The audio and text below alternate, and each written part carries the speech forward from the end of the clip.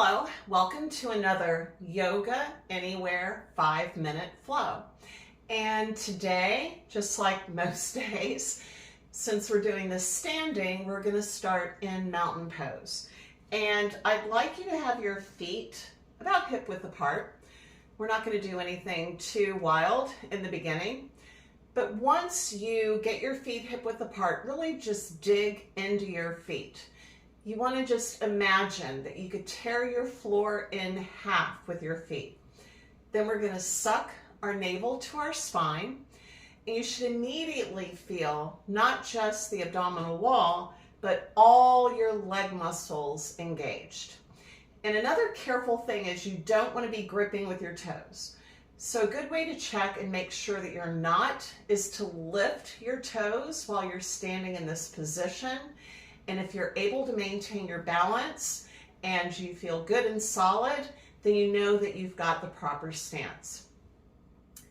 Now, once we have this, we're going to sweep our arms down to come up. Keep that energy going in your legs. Then we're going to twist to our right, and our right arm is going to go behind us and our left arm in front of us, and we're going to go into a half squat. So breathing in to reach up and out to go to the left. Breathing in to reach up and breathing out to reach to the right. Breathing in to reach up and out to reach all the way back. Now what we're going to do is go into a wide-legged forward fold. So this time we're going to need our feet with generous number of feet between them. But you do want to feel like, you're really good and solid. And we're going to place our hands at our hips, suck our navels to our spine, dig into the outside of your feet. So that way you are engaging all of the muscles in your legs again. Then we're going to bend over. Now you don't want your spine to bend right away. You want to hinge at your hips. And you can stop to where you're at flat back, or you can continue all the way down. Now, being in a small space like this, I don't have too much room to be able to get this all the way down like I normally would. But this is still a really great way to stretch out your hamstrings and to also keep all of your muscles engaged by digging into the outside of your feet. And you can place your hands on the floor. Make sure your hands are in line with the arches of your feet. Then when we come back up, make sure you're moving from center. So you want the movement to originate in your abdominal wall. So we're going to come back up, stopping halfway with your hands on your hips, squeezing your shoulder blades together, and then coming back up. Now we're going to do this with a little twist. So we're not going to go all the way to the floor with our hands. What we're going to do is do a shoulder dip. So the first one that we're going to do is our right shoulder dipping to the center. You can look off to the left of your room. Moving from center to come back up, and then dipping that left shoulder into the center. Moving from center to come back up, then dipping the right shoulder. You can breathe in while you're doing the dip and out as you come back up. So breathing in as you dip the left shoulder and out as you come back up.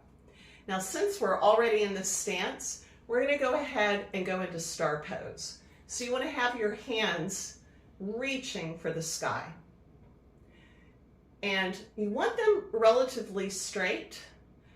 And we don't have to worry about anything injuring them because we're not going to be locking out our elbows by lifting weights, so you don't have to worry about that.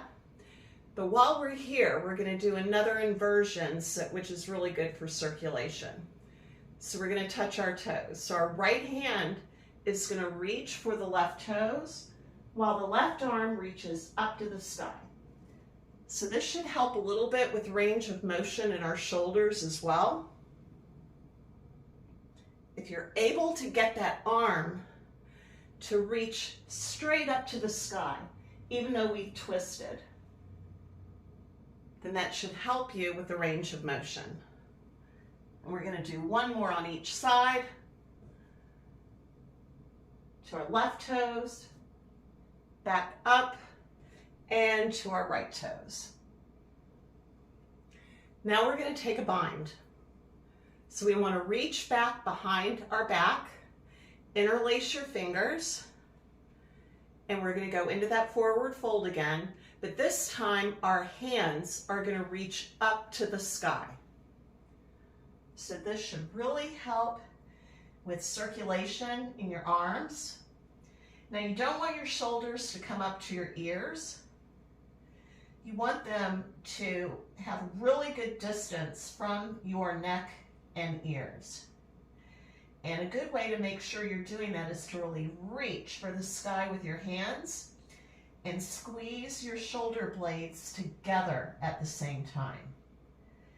Now, just like with the other forward fold, we're going to move back up halfway from center and then all the way back up.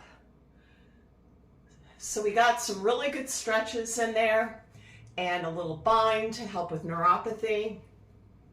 So I hope you got some good use from this video and that you'll come back and use it regularly. And I will see you again soon. Bye.